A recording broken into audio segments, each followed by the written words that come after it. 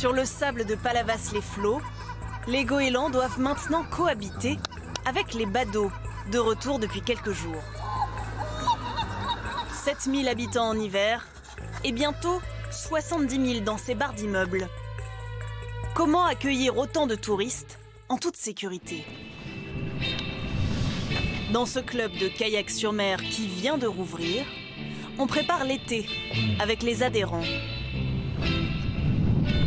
C'est la première fois que je repaillaille depuis 3 mois, depuis 2 mois et demi. Et alors qu'est-ce que ça fait?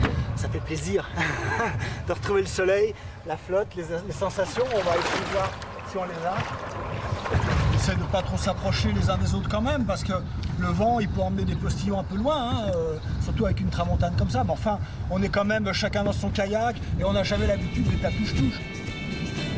Dans le doute, la reprise se fera sous surveillance.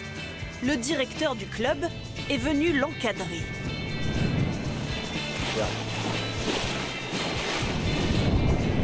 Pour Yvon Carluère, il faut y aller pas à pas. Aujourd'hui, on pourrait accueillir du public, mais on préfère rôder l'activité avec nos licenciés, qui n'est pas que le public qui n'est pas responsable. Mais nous, chez nous, les gens sont extrêmement responsables parce qu'ils sont formés à ça. Chaque chose en son temps, pour éviter une deuxième vague de contamination. Pendant ce temps, à la Grande Motte, il y a des sens de circulation qui sont indiqués par des sens interdits pour éviter que les gens se croisent dans les allées. Et sinon, c'est tout bon pour moi. Est-ce que vous avez des questions? Non. C'est parfait, alors profitez bien du moment. Bonne journée. Ces touristes sont sur la seule plage de France où l'on peut s'allonger sur sa serviette. Mais l'espace est balisé. Pour 3 heures de bronzage, il faut réserver son créneau sur Internet. Une idée du maire de la ville. C'est effectivement une expérimentation que la Grande Motte lance. La Grande Motte, vous le savez, ça a toujours été un peu un laboratoire d'idées. C'est une ville qui est née il y a un peu plus de 50 ans, sur un endroit où il n'existait rien. Et elle s'est toujours un peu positionnée comme une ville un peu du futur, avec notre architecture assez particulière et exceptionnelle. Eh bien, on expérimente pour les autres, peut-être. Bientôt, l'expérimentation aussi, à quelques kilomètres de là, dans l'un des nombreux campings de Palavas. Là, on a mis en place des plexiglas pour que les réceptionnistes soient en sécurité et le client également.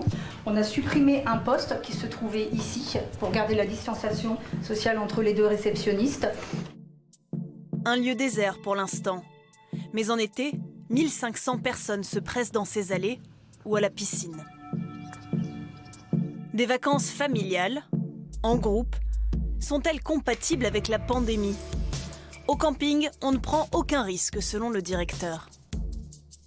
On a des jeux, on a les étangs qui sont derrière, on a une belle vue. On a de l'espace aussi.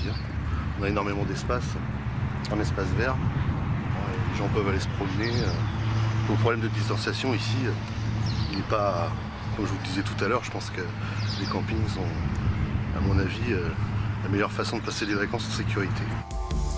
Optimiste, le gérant espère même attirer une nouvelle clientèle de Français venus passer cet été particulier au camping.